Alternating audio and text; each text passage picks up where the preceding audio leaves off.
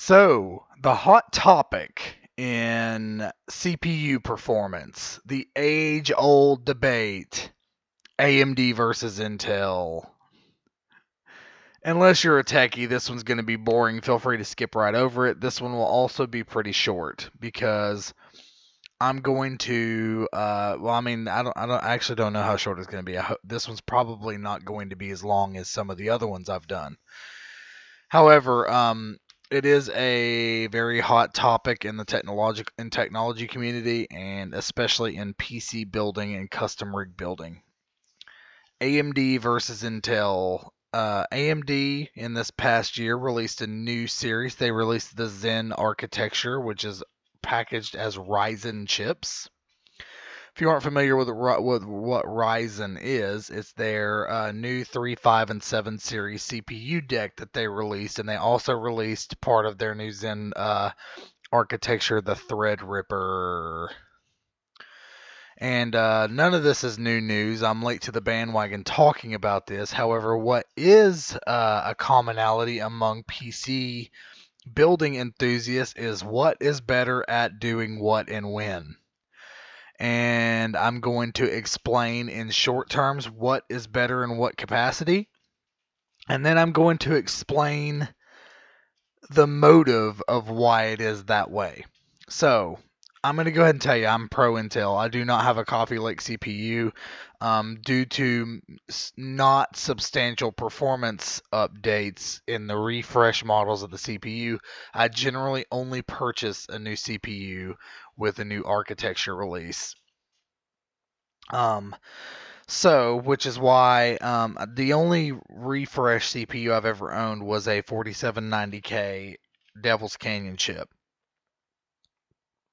However, right now I have an X99 chip, which is a new architecture. It's Broadwell E, and that is a 6-core 6800K is what I've got.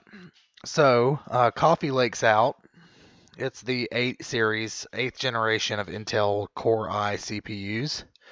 And it was released to is a refresh to Skylake is what it is. However, AMD fanboys have jumped on the bandwagon to quickly criticize Intel for their refresh series and the fact that they have not focused on competing against Ryzen on a multi-thread based CPU level. Now, this is what I'm touching on. People want to talk about which one is better. That depends on what you're doing with your rig. I'll go into there's 2 reasons to buy AMD and 1 reason to buy Intel. The first reason to buy AMD is performance per dollar, and it's a given. Everybody knows that performance per dollar, AMD has always been a better value. It's been less expensive to purchase an AMD chip than it has an Intel chip. And because AMD chips are so cheap, the performance you get for the amount of money you spend is always greater. The other time you're going to spend or buy a Zen chip, a Ryzen chip, is if you are focused on content creation, heavy streaming to multiple platforms, or a heavy workload or multi-thread intensive tasks. So if you're building a workstation, Ryzen is the way you need to go. If you're building a gaming rig, Intel is and has been for quite some time the king of this threshold. I don't foresee them losing this crown anytime soon. Maybe they will to Ryzen 2. I will say that I don't really, at this current rate of them constantly dropping refresh chips, I don't really have a whole lot of confidence in Intel that they're going to drop some bomb ass CPU in the next couple of releases anytime soon. So maybe AMD will drop a bomb that will outperform Intel in gaming performance, and if that's the case, I will gladly switch. I have no bias toward not buying AMD. It's just that for the last known forever, Intel has made better single thread performing chips. So here's Intel's stance on the whole thing. Um, people talk about that. Ryzen beats Intel.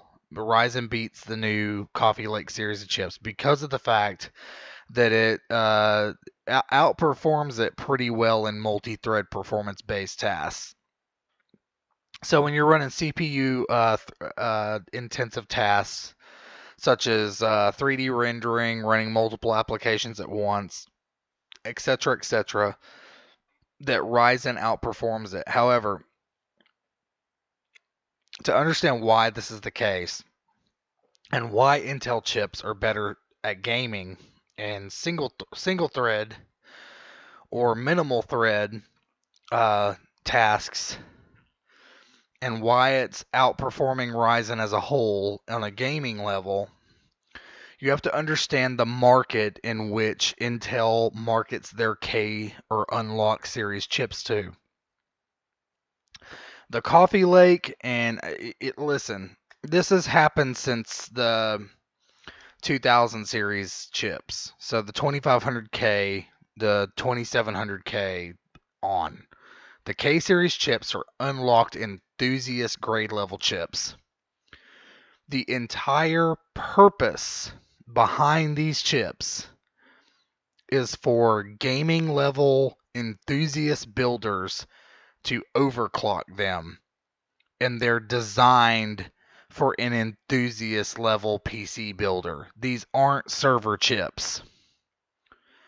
So an i5, an i7, blah blah blah K are not even, people use them for workstations because they're multi-platform. You can use them for that if you want to.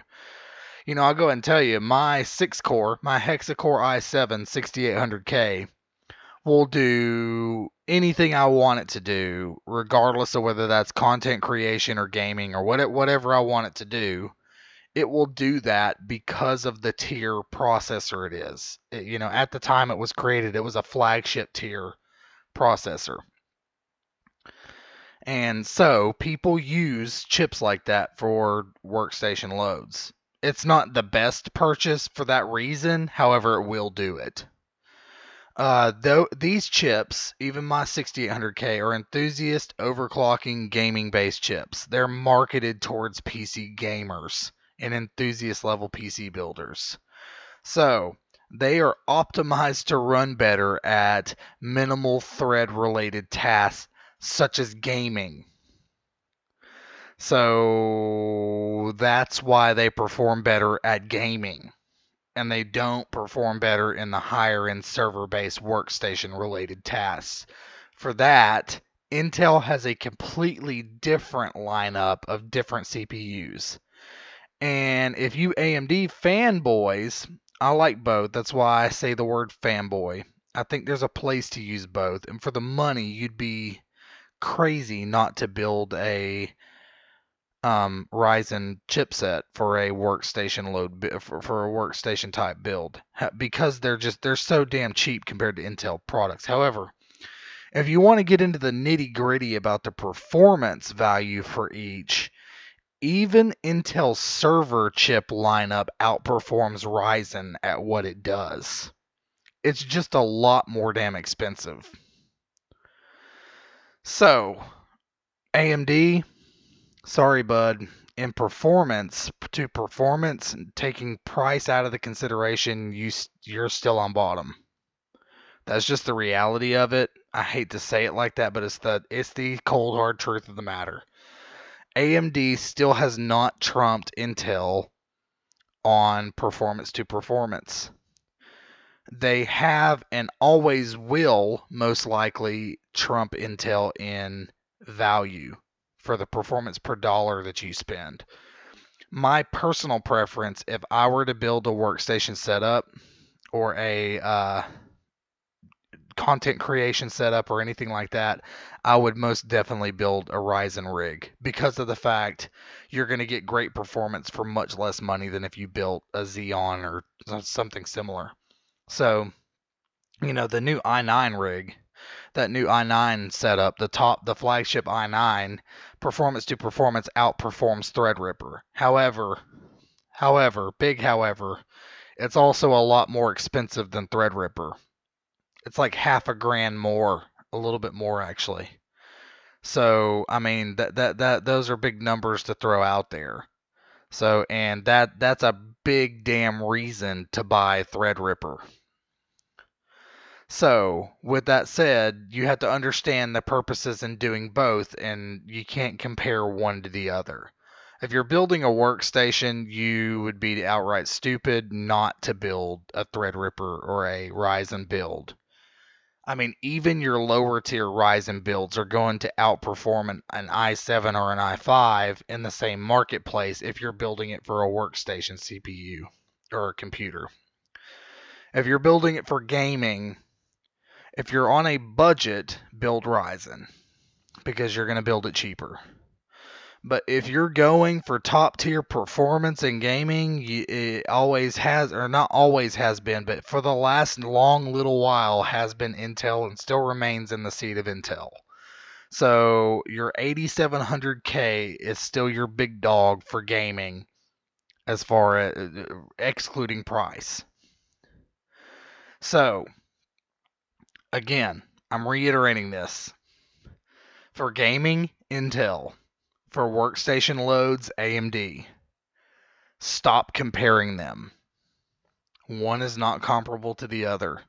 One outperforms the other in one specific area, and the other one outperforms one in the other specific area. One's better performance per dollar, and one is you're just blowing money to get extra performance out of it. So that's where they sit.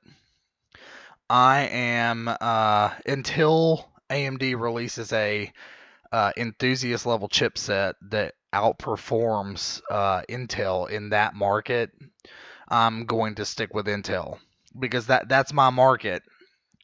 I'm not creating heavy loads of content.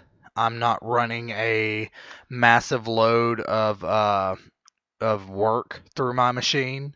So there's no reason for me to build an i9 or a dual Xeon or a Xeon or anything like that, or even a Threadripper type rig. There's no reason for me to build something like that. Really, even the 6800K I currently have is overkill for what I need. So there's just no sense in anything more. So anyway, the moral of the story is I'll be sticking with Intel for at least the short little while, because of what I do. And until AMD releases a chip that outperforms Intel in that market, I will stay with Intel. However, if you're on a budget, if you're trying to build a cheap PC, that's kind of an oxymoron in 2017. There's really no such thing as a cheap PC. But if you're trying to build a lower priced PC, AMD is the direction you want to go. And then if you want your top performance and you're not worried about your price, Intel is your way to go on that end, unless you're building a workstation setup. And then to save money, you need to go AMD, go with Ryzen. So that's the position on them. That's where they sit. That's not arguable. Those are absolute facts. Every single benchmark between every comparable chip between AMD and Intel in those markets prove exactly what I'm saying. The results all verify that. Intel for gaming, AMD for budget builds, AMD for workstations. That's it. There's not really a heavy topic to have out of this. It's just a tech-based topic I wanted to talk about, and I noticed there are a lot of people arguing about this in the PC building communities. So I wanted to put this out there to clarify it, to make sure it's in black and white, and people understand what to buy and when.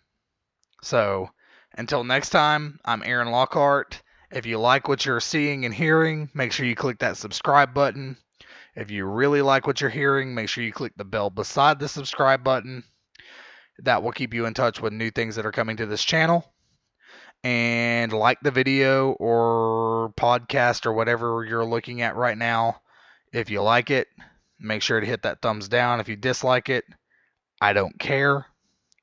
And I'll see you next time. Thanks, guys.